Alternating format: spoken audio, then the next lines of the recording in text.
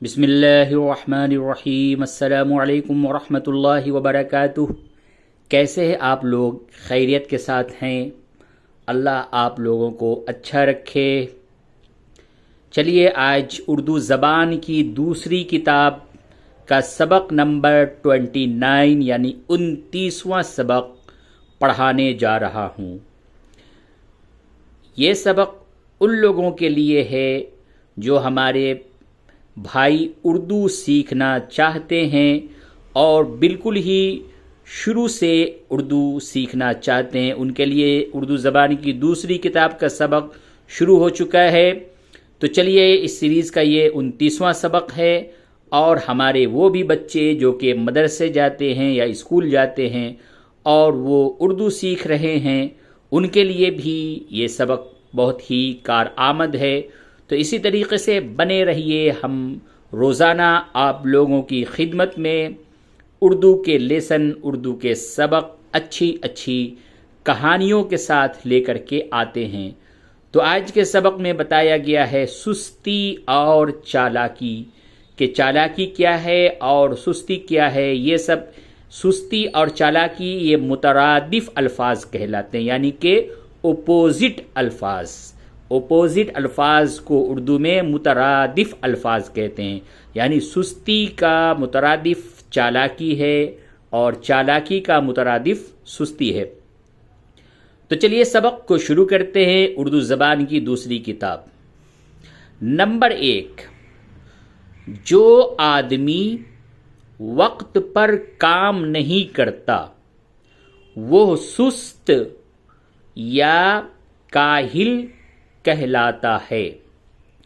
ایسا آدمی عزت یا نیک نامی حاصل نہیں کر سکتا۔ یہ خراب عادت اس کو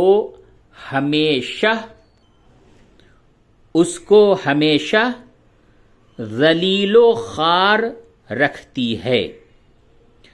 نمبر 2، سست آدمی اکثر خیال کرتا ہے کہ ابھی وقت بہت ہے۔ خیال کرنا، اس کو اگر آپ یوں کہیں کہ سوچنا، یعنی کہ وہ سوچتا ہے، خیال کرتا ہے کہ ابھی وقت بہت ہے، ذرا ٹھہر کر کام شروع کریں گے۔ اسی سوچ بچار، دیکھیے اردو میں سوچ بچار بولیں گے، سوچ وچار نہیں بولیں گے، سوچ بچار، بے سے سوچ بچار میں کام کا وقت نکل جاتا ہے۔ نمبر 3، چالاک آدمی وقت کو نہیں ٹالتا، وہ فوراً اپنے کام میں مشغول ہو جاتا ہے۔ مشغول ہو جانا یعنی کام میں لگ جانا۔ جب تک کام کو پورا نہیں کر لیتا اس کے دل کو چین نہیں آتا۔ ایسا آدمی ہمیشہ عزت پاتا اور فائدہ اٹھاتا ہے۔ کون؟ چالاک آدمی۔ اور سست کیا ہوتا ہے؟ وہ ہمیشہ ذلیل و خوار ہوتا ہے۔ نمبر 4، جو لڑکے سستی اور کاہلی میں اپنا وقت کھو دیتے ہیں وہ روز کا سبق یاد کر کے نہیں لاتے، استاد کو اچھی طرح آموختہ نہیں سناتے، اسی واسطے سزا پاتے ہیں۔ نمبر 5، اگر تم ایک لائق طالب علم بننا چاہتے ہو تو اپنے آپ کو کاہلی کی خراب عادت سے بچاؤ۔ صبح سویرے آنکھ کھل جائے تو پڑے پڑے کروٹیں نہ بدلا کرو، فوراً بستر سے الگ ہو جاؤ۔ اور اپنے کام میں جی لگاؤ۔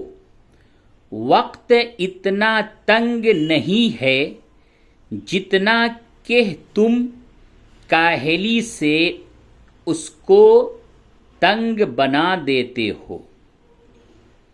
اب آخر میں آپ ایک شعر سماعت فرمائیں اور اس کو یاد کر لیجئے، بہت ہی زندگی میں کام آنے والی چیز ہے۔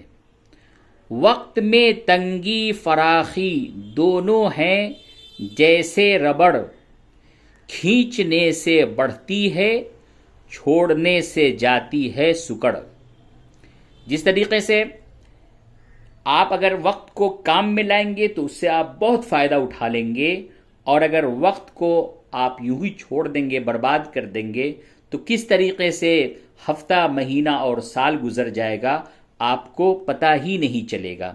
تو کہہ رہے ہیں کہ یہ تو ایک ربڑ کے مانند ہے کہ اگر آپ اس کو کھینچتے ہیں، اس سے فائدہ اٹھاتے ہیں، تو آپ اپنے وقت کو کارآمد بنا لیں گے، اس سے بہت کچھ سیکھ لیں گے۔ لیکن اگر آپ نے اس وقت کو یوں ہی خواہ مخواہ برباد کر دیا تو آپ کو پتہ ہی نہیں چلے گا کہ وقت کب آیا اور کب چلا گیا۔ چلیے آخری میں ہے مشغول۔ مشغول کے معنی ہوتے ہیں کسی کام میں لگ جانا۔ آموختہ یاد کیا ہوا، یعنی جو کچھ آپ پڑھ چکے ہیں اس کو آموختہ کہتے ہیں، یاد کیا ہوا۔ فراخی کے معنی ہوتے ہیں کشادگی۔ فراخی کے معنی کشادگی۔ اور مقدمہ کے معنی کیا ہوتے ہیں یہ آپ کمنٹ کر کے ہمیں بتائیں، میں نہیں بتاؤں گا۔